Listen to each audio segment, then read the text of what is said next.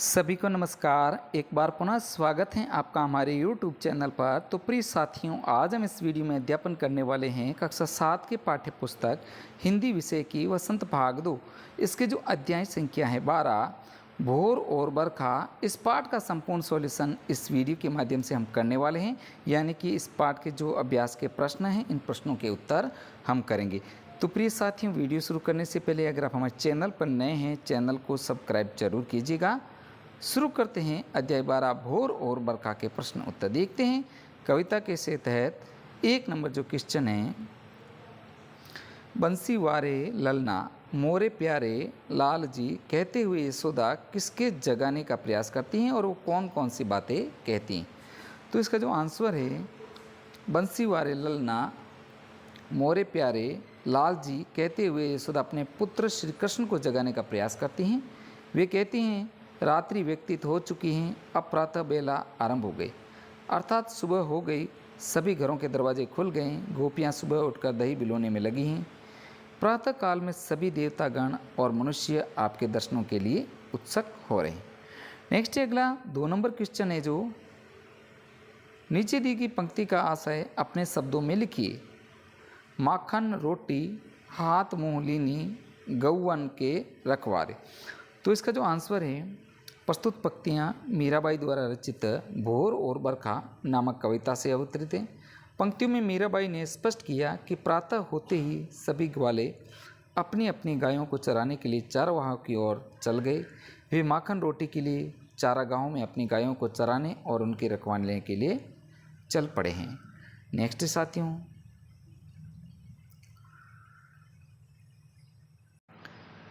3 number question है, पढ़े हुए पद के आधार पर ब्रज की भोर का वर्णन कीजिए। तो इसका जो आंसर है, प्रातः होते ही ब्रज में घरों के दरवाजे खुल जाते हैं, गोपियाँ प्रातः होते ही उठकर दही बिलोने में लगती हैं, ग्वाले भी माखन रोटी छोड़ लेकर चारागाह की ओर चल पड़ते हैं, भगवान व मनुष्य श्री कृष्ण के दर्शन के लिए खड़े हो जाते हैं। नेक्स्ट 4 नंबर, मीराबाई को सावन मन भावन क्यों लगने लगा। तो इसका जो आंसर है, मीरा को सावन मन भावन इसलिए लगने लगा क्योंकि सावन के आते ही मीरा को कृष्ण के आने की भनक लग गई है। अगला जो प्रश्न है 5 नंबर के पाठ के आधार पर सावन की विशेषताएं लिखिए। तो आंसर है, मीराबाई अपने पद में सावन के महीने का वर्णन करते हुए कहती हैं, उमड़ते घुमड़ते बादल चारों दिशाओं में विचरण कर रहे हैं, बिजली वर्षा की झड़ी लगाने के लिए चमक रही हैं, नन्ही नन्ही बरसात की बूंदें बरस रही हैं, चारों ओर शीतल वायु बह रही हैं, सभी प्राणियों को बरसती बूंदों से आत्मिक संतुष्टि प्राप्ति होती है। तो ये सावन की कुछ विशेषताएं हैं जिसको आपको करना है। प्रिय साथियों, आप वीडियो को पूरा देखें ताकि आपको इस चैप्टर को समझने में मदद मिलेगी, और हाँ, वीडियो को लाइक ज़रूर कीजिएगा। देखते हैं आगे कविता से आगे के तहत 1 नंबर जो क्वेश्चन है। मीरा भक्ति काल की प्रसिद्ध कवयित्री थी। इस काल के दूसरे कवियों के नामों की सूची बनाइए तथा उनकी एक एक रचना का नाम लिखिए। तो उत्तर है, सूरदास की सूरसागर, तुलसीदास की रामचरितमानस। नेक्स्ट है अगला, सावन वर्षा ऋतु का महीना है, वर्षा ऋतु से संबंधित 2 अन्य महीनों के नाम लिखिए।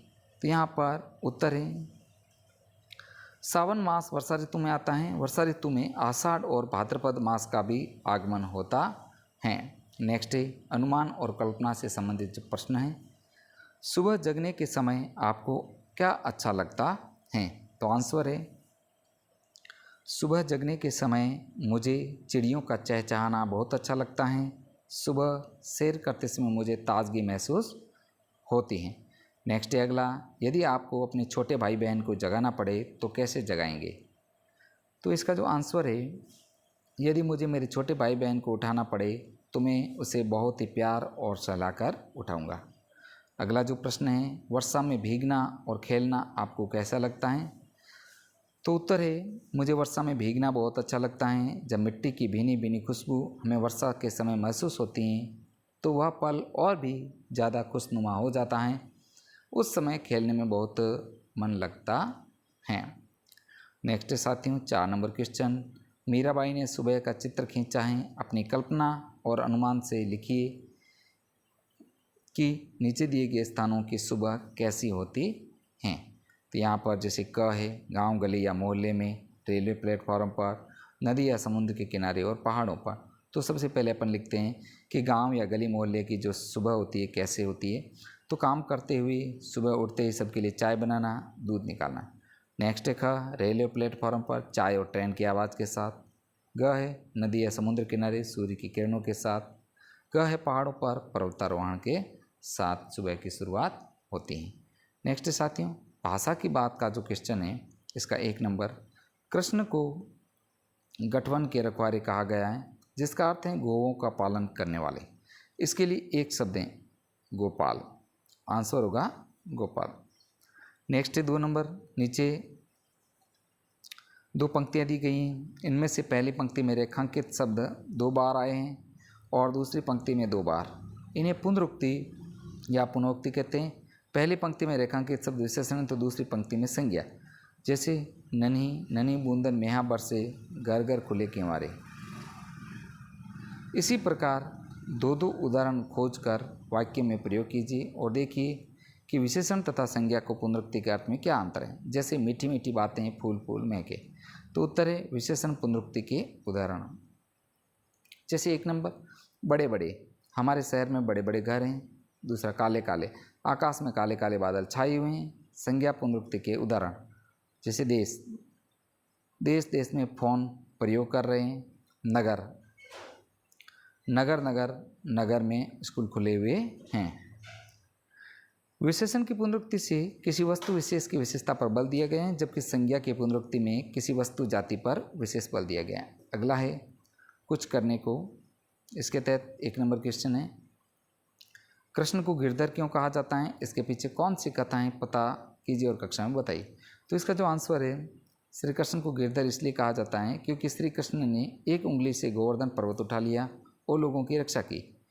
इस पर्वत की परिक्रमा कर लोग भगवान श्री कृष्ण की आराधना करते हैं। बेहद पुरानी मान्यता है कि गिरिराज जी की सुंदरता को देखकर पुलत्स्य ऋषि बेहद खुश हुए। उन्होंने इन्हें द्रोणाचल पर्वत से उठाया और अपने यहाँ ले जाने लगे। उठाने से पहले गिरिराज जी ने कहा था कि आप मुझे जहाँ भी पहली बार रखोगे मैं वहीं स्थापित हो जाऊँगा। रास्ते में साधना के लिए ऋषि ने पर्वत को नीचे रख दिया। ऋषि की लाख कोशिशों के बाद भी पर्वत हिला नहीं। इसके बाद गुस्से में ऋषि ने पर्वत को शाप दिया कि वह रोज़ कम होगा। माना जाता है कि उसी समय से गिरिराज जी वहाँ हैं और कम होते जा रहे हैं। तो प्रिय साथियों, इस प्रकार हमने इस वीडियो में